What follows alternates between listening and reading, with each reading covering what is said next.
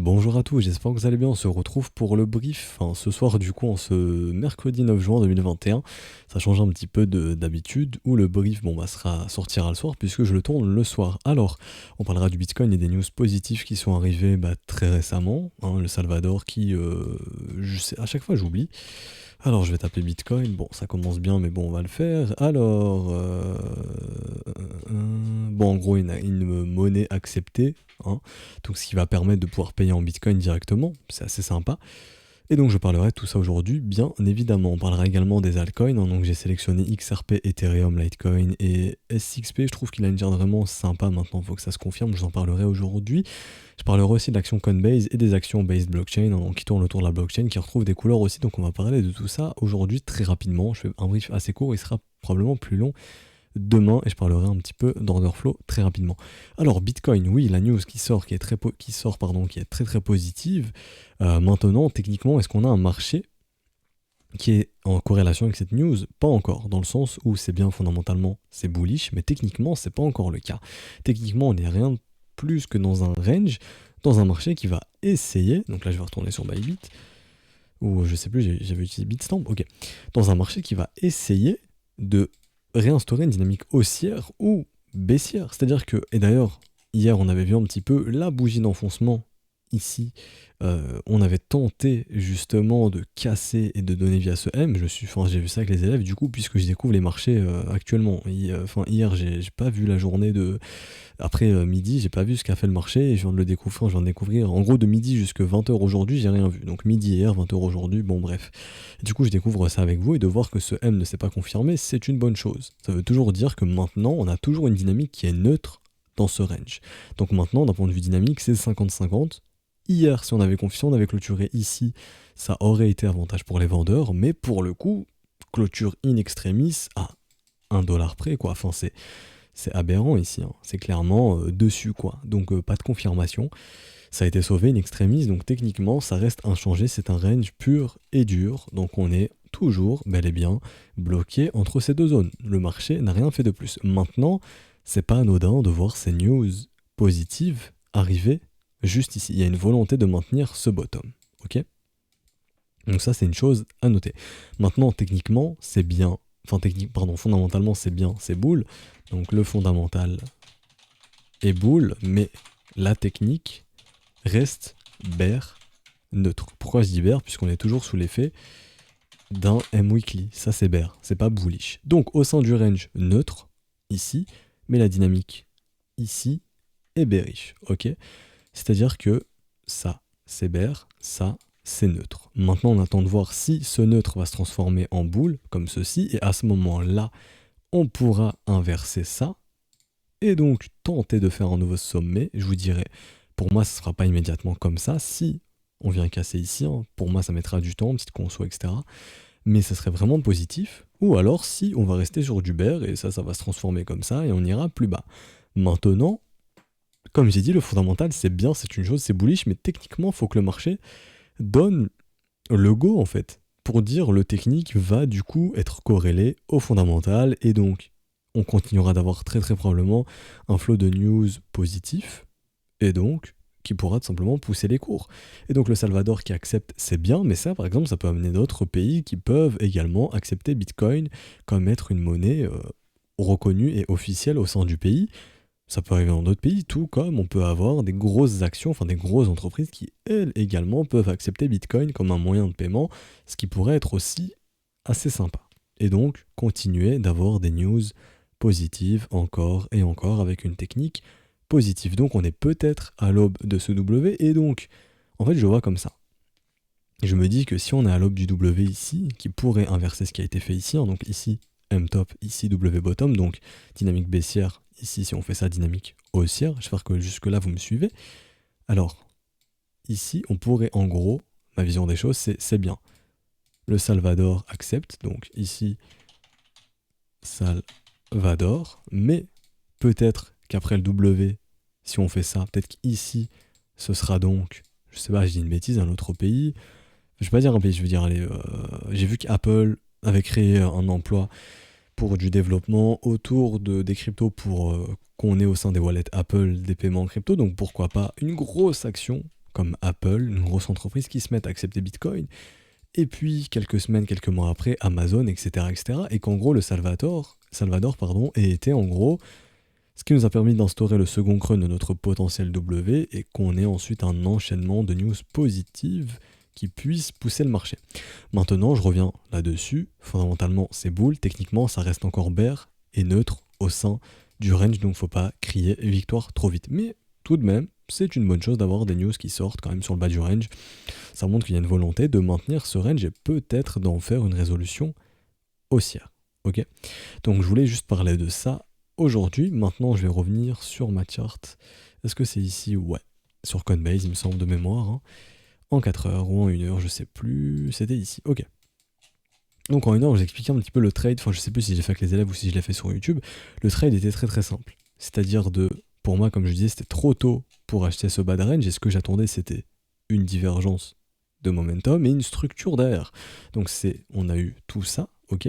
Donc on a bel et bien eu, enfin il me semble si je l'avais dessiné en gros, hein, le rebond, le plus bas qui pouvait créer la divergence et ensuite le W. Il me semble que j'avais dessiné exactement ça comme ça. Et donc on a bien eu ici le plus bas, le rebond qui a créé la divergence ici et ensuite la structure. Donc là toutes les conditions pour encadrer un trade. La localisation, la zone de rechargement, donc le bas du range tout simplement. Le momentum, le W qui a été instauré ici, je remets la divergence, et ensuite la structure, ce gros W, tout simplement. Et donc le trade, par exemple, 2 pour 1, comme ceci, le stop sous le creux, 2 pour 1 qui nous ramènerait sur le haut du range, trade parfait ici, vraiment toutes les conditions sont requises, il n'y a aucun problème. C'était le trade que j'attendais ici, tout simplement, par exemple, si je voulais acheter ce bas de ce range, genre je dis bien si, ok. Donc maintenant, techniquement, on a quoi? On a un marché qui en 1 heure a repris un momentum qui est bull, donc ça c'est confirmé depuis ici, depuis les 32 374 $. En 1 heure également, une dynamique qui est haussière, creux, sommet, creux, ascendant, tout ça c'est bon, et un momentum qui est toujours bullish actuellement, puisqu'on a toujours un momentum qui fait de nouveau plus haut, qui continue de faire des W, donc tout ça c'est bien. Est-ce qu'on a une fin de rebond ici? Non, pour l'instant techniquement c'est pas encore le cas. Donc tout simplement, vu que c'est un range et que le marché aime bien s'amuser au niveau des bornes, ici c'est le haut du range, ici c'est le bas, vu qu'on a rebondi sur le bas du range, allons revisiter le haut du range. Et attendons une résolution. Je tiens à préciser également, plus ce range dure longtemps, plus la résolution sera forte. C'est-à-dire que je vais du coup passer... Je vais rester en 4 heures, je vais juste changer de chart. Ici, je vais passer en weekly. Plus la résolution est longue, plus le range est long, plus la résolution sera forte. Je m'explique. Si ici on résout de façon baissière, on fera un nouveau M, à ce moment-là c'est très très bear, et allons voir la zone de rechargement. A contrario, si on reste encore 1, 2, 3 semaines au sein de ce range, on pourrait poser un bottom, comme ça a été le cas précédemment sur le bottom de 2018, enfin 2019 pour le coup. Ici ça a duré 3 mois. Je ne sais pas si on aura un range de 3 mois entre 30 000 et 40 000, mais bon, on avait eu un range ici entre 3 000 et 4 000 pendant 3 mois, donc le marché l'a fait une fois, il peut le refaire une deuxième fois, il n'y a pas de problème. Si on range ici 2 mois, allez peut-être. Bon, ici ça fait combien de temps déjà? Ça fait 1, 2, 3, et ça fait 4 semaines, ça fait 1 mois. Même si on rajoute 2 voire 3 semaines de plus, ça pourrait vraiment permettre d'instaurer un W ici. Donc je vais mieux le dessiner, comme ça. Tac, tac, tac, tac. Et à ce moment-là, inverser ici cette dynamique baissière. Si le Bitcoin fait ça, pour moi, il cassera donc le premier arrêt du mouvement baissier. Donc on ne sera plus, je vais plus le dessiner ailleurs, comme ça. Alors, je l'avais fait justement ici, il me semble. Ouais, voilà. Donc si Bitcoin arrive à s'affranchir ici de ce premier arrêt, on sera plus dans une tendance, dans un mouvement tendanciel baissier ici, ce sera très très très très bon signe, mais aussi on inversera ce qui a été fait ici. C'est-à-dire que cette consolidation a instauré ce gros M-top, ça a été fait en combien de jours ici? On a mis, pour confirmer le M, ça a été fait, enfin ici ça va être en barre, 33 jours. Quand on a clôturé ici, c'était en gros, ok, ça a mis 32 jours ici pour instaurer ce top. Ici, le bottom, on le structure depuis ici 21 jours pour le coup, quand on compte bien avec la mèche, etc., etc., etc. Donc, ce top a été instauré en 32 jours. Si on a par exemple une consolidation plus longue, allez, 40 jours ou peut-être moins, allez, 35 jours, ce bottom aura une durée plus longue que ce top. Donc ça, c'est aussi une bonne chose. Ok, donc s'il y a résolution haussière et que la consolidation dure plus longtemps, c'est vraiment une très très bonne chose. Et donc on aura le fondamental et le technique qui vont être corrélés, et je ne vais pas vous assurer, mais pour moi, en gros, le Salvador aurait été le commencement des news, du flux de news positifs qui devrait arriver 2021, 2022, jusqu'à ce que ce cycle reste haussier. Maintenant, j'insiste vraiment là-dessus. Créez pas victoire trop vite, et je dis ça de toute façon depuis qu'on est dans le range, je vous dis ça. Faut pas créer victoire trop vite tant qu'on est dans le range. Ce n'est qu'un simple range, et donc qui cassera un jour vers le sud ou vers le nord. Si ça casse au nord, à ce moment-là, c'est extrêmement bullish pour l'ensemble du marché. Ok, je voulais juste ajouter ça. Je veux ajouter ça également. Du coup, je ferai l'order flow demain, je pense. Allez, j'en fais rapidement ici. Alors, le sentiment était baissier sur le bas du range. À nouveau, funding négatif, négatif, négatif ici. Bas de range, bon bah, sentiment négatif. Il se passe quoi? Tant que le sentiment restera négatif sur un bas de range et positif sur un haut de range, on n'aura aucune résolution, on restera dedans. Pas un range mature pour le résoudre. Maintenant, ce qui est intéressant, c'est que même si on a les news positives, le funding continue d'être négatif, ce qui reste assez ouf. Les gens continuent d'être bears sur le mouvement ici. L'information également qu'on a, c'est que la pression acheteuse est plus puissante sur le spot que sur les contrats dérivés. Ça montre également que les gens ne sont pas en train de mettre du levier comme des malades sur les contrats dérivés. C'est une bonne chose. Mais ça, j'y reviendrai demain. Je fais vraiment un point très très rapide pour ce soir. Alors, oui, je voulais vous parler, et après j'enchaîne avec les alts et on se dira demain du coup. Voilà, Coinbase qui également trouve ici un second creux plus haut, mais pour confirmer ce second creux plus haut, il faut absolument faire un nouveau sommet plus haut, donc il faut venir casser les 249$. Si on a un bottom qui se pose sur l'action Coinbase, ça montrerait que les institutions se réintéressent au marché crypto, tout simplement. Ça serait vraiment bon signe. À noter que des actions basées blockchain, donc des actions qui sont based blockchain, comme Riot et Mara ici, dessinent à nouveau des choses qui sont très très belles. Les W commencent également à se redessiner, et c'est pas que le Bitcoin qui retrouve de l'intérêt avec sa bougie verte du jour, Il y a également ici Riot qui le fait, et Mara également, juste ici. Si les W se confirment sur ce genre d'action, c'est également très très bon signe. Ça veut dire que l'intérêt institutionnel peut revenir pour la blockchain, et donc tout simplement pour le marché crypto également. Je commenterai tout ce qui est ici taux, silver ici, gold et dollar index demain. Alors je termine avec les altcoins juste ici. Alors Ethereum qui pour le coup était moins bear que Bitcoin, ça on en avait parlé, qui était moins bear que Bitcoin, qui retrace moins que lui et qui se remet à dessiner de très belles choses. Du petit W ici, retour en zone de rechargement, W, très très bien. Par contre d'un point de vue momentum, il faudrait être encore patient. On a un momentum qui se contracte, donc là on est en train de préparer le prochain gros mouvement, peut-être la cassure de la résistance. Et pareil que sur Bitcoin, donc Ether ça va être très rapide, Tant qu'on est au sein de ce range, il ne se passerait rien. Maintenant, Ether a instauré un petit sommet ici, un petit M, petit sommet de marché.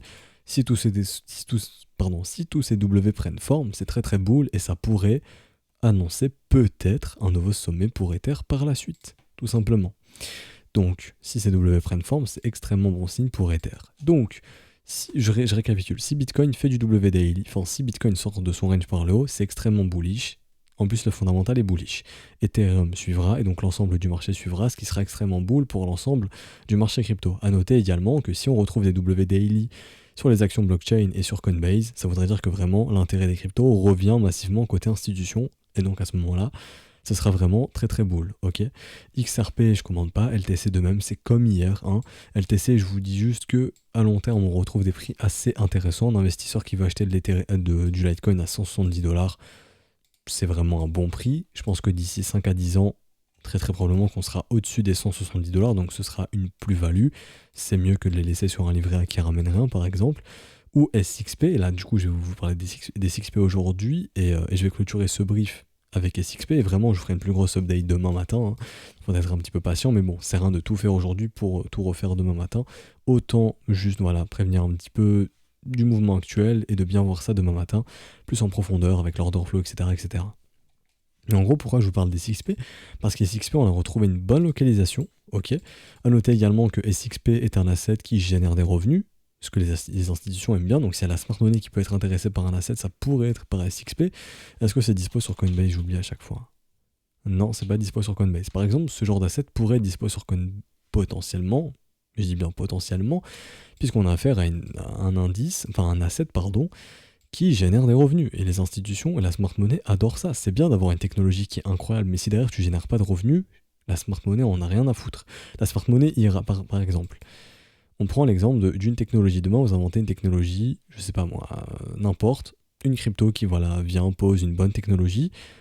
Bah, une institution va préférer acheter une action qui développe également autour de cette technologie qu'acheter la crypto-monnaie qui, elle, ne génère pas de revenus parce que l'entreprise qui va développer autour va proposer un service qui va générer des revenus. Mais si vous proposez exclusivement, simplement, comment dirais-je, un protocole ou autre qui est bien technologiquement, eh ben, c'est bien, ok, c'est sympa, mais bon, on ira plus investir sur l'entreprise qui développe également autour, qui se sert de votre protocole, mais qui, elle, génère de l'argent. Bah là, SXP, pour le cas des SXP, ça génère vraiment de l'argent, SXP. La carte, etc., vous connaissez, si je dis pas de bêtises, c'est vraiment la carte, hein. Si je me trompe, corrigez-moi, mais SXP, c'est bien la carte, et il génère de l'argent, avec cette carte, bien entendu. En tout cas, normalement, il me semble qu'il génère des revenus, si je dis pas de bêtises. En tout cas, il y a un business derrière, et ça pourrait intéresser la smart money. C'est pour ça que je vous en parle aujourd'hui. Et techniquement, c'est très sympa, dans le sens où, bon, d'un point de vue momentum, j'ai déjà vu mieux, mais de retrouver cette zone de rechargement, c'est une très bonne chose, juste ici. Donc déjà, d'un point de vue localisation pour un investisseur, 1,95$, c'est un superbe prix. Ici, le pump, zone de rechargement, le bottom se pose, on repart. Le pump, zone de rechargement, on est en train de poser un bottom potentiellement. Je dis bien potentiellement, il faut vraiment venir casser ces zones de prix ici.